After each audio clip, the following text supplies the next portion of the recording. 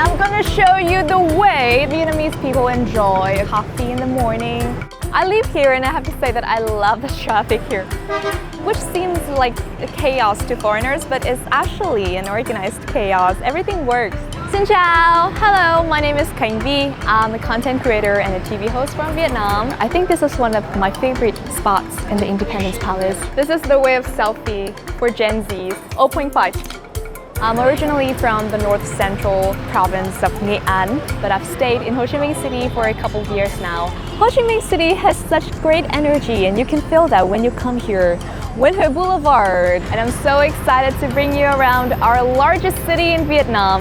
And here's what I do in my downtime.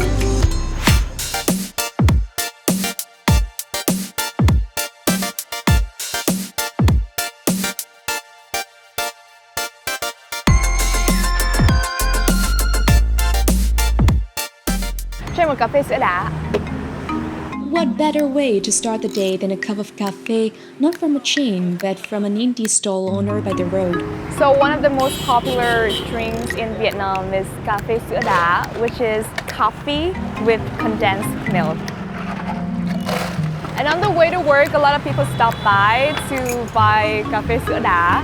Vietnam is one of the largest coffee producers in the world, especially Robusta. So a lot of foreigners, when they try this, they will be like, for the rest of the day because it's too strong. But when you get used to it, you will be obsessed with it. This is such a good way to start the day. Just super busy. Okay, let's go. Here we are at District 1, which is the central of Ho Chi Minh City. This district is famous for a lot of iconic and popular tourist destinations and buildings. And here we are at April 30 Park, Công Viên 30 tháng 4.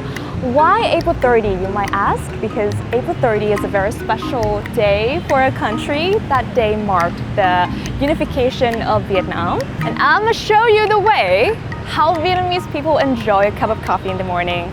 It's not a shop, it's not a coffee store, it's right here, Café Bệt. So Café, coffee, Bệt means on the ground. The weather in Ho Chi Minh City is generally warm and hot, so having a cup of iced coffee here, having a conversations with buddies, it's convenient, right? And it's cost saving as well. Actually, I can easily chug 3 of these as a coffee lover, and I recommend you trying coffee when you come here. Amazing, it's just perfect. I love it. Ho Chi Minh City is a busy city, but in a good way. Wow. A stone's throw away from a coffee face is the Independence Palace. Here we are, and welcome to the Independence Palace, or another name, Reunification Palace. When the visitors pass through the gate, you will immediately see the grass here, which creates a calming and refreshing feeling when you first enter here.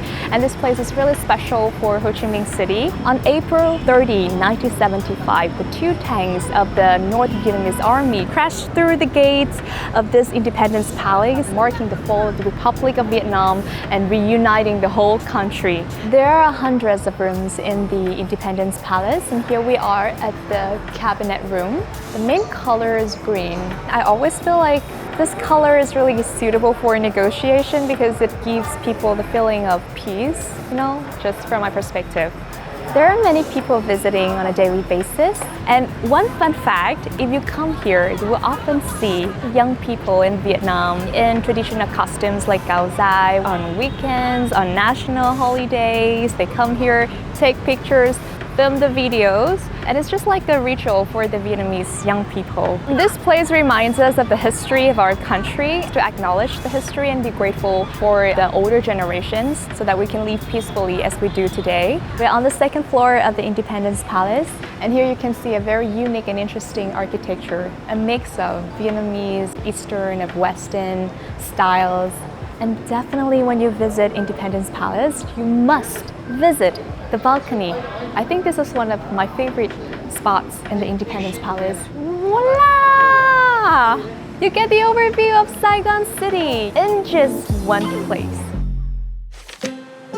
We move away from the bustling commercial city center to find some peace at Chùa Ngọc Hoàng.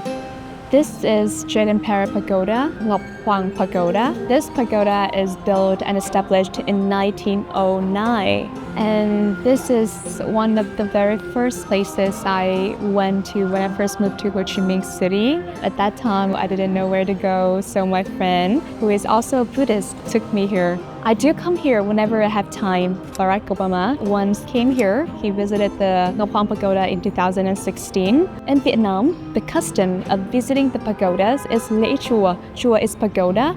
Lễ is visiting, but also showing all the sincerity to the Buddha and to the gods of the pagodas. And people come here every day, especially at the beginning and at the end of each lunar month. People often come here to pray for peace and luck in life, especially in the matter of child and love. Inside the pagoda, there is a picture. It's about karma. Whatever you give to the world, no matter good or bad, will always come back to you.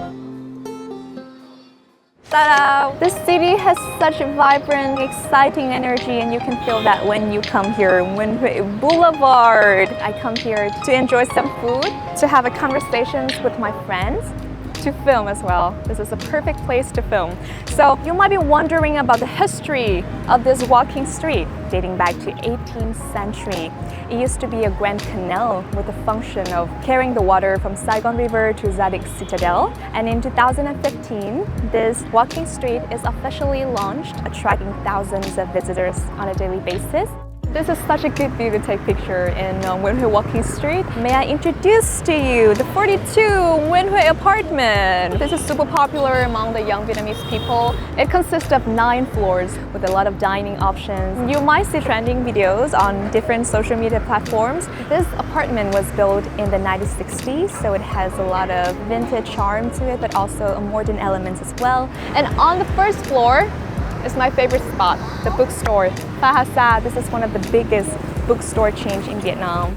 Whenever I go to a new place, I definitely have to check out 2 things. 1, food. Second thing, bookstore. In Vietnam, we have a lot of bookstores. We have different book streets as well. And on Nguyen Hue Walking Street, the biggest bookstore is this place, Fahasa. I keep coming to the bookstore to relish the way how the bookstore makes me feel welcome, ready to learn something new. At my hometown where I grew up, there were not a lot of English books. If I wanted to read some English books, I have to borrow. I had to ask my friend who went abroad to buy me something. And then I got to major English when I got to high school. Then I got to college and I got a lot of opportunities for work, for my life. And that is the reason why I started my YouTube channel in 2018, because I do believe that English changed my life, and proficiency in English really opens doors of countless opportunities. And I do hope that I can help someone, even just one person, in the journey of learning English. Read more books. Maybe it's the first step. And then watch my videos, the second step. All this walking makes me feel so hungry, and what better way to recharge with some of the best Vietnamese dessert. Chè bưởi. Cho em một chè bưởi, cho em một bánh tráng nướng. Dạ, ok. Em cảm ơn nhá.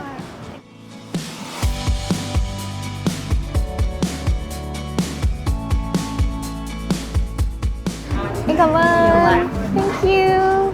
This is chè bưởi, a Vietnamese dessert. Bưởi means pomelo. So we have here coconut milk with the pomelo meat, mung beans, and with the ice, we have to mix it up like this. My mouth is watering. Bon appetit!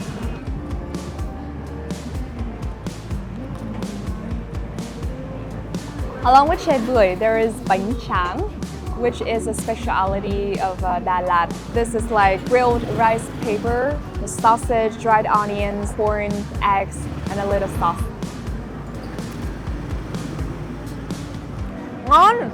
This is a very unique way of Vietnamese people to enjoy the day. We'll be sitting on this chair, having some dessert, people watching, enjoying the day. And I think that under this hot weather, having a cup of chè bưởi and also some snack like bánh tráng, such a great way to spend the day.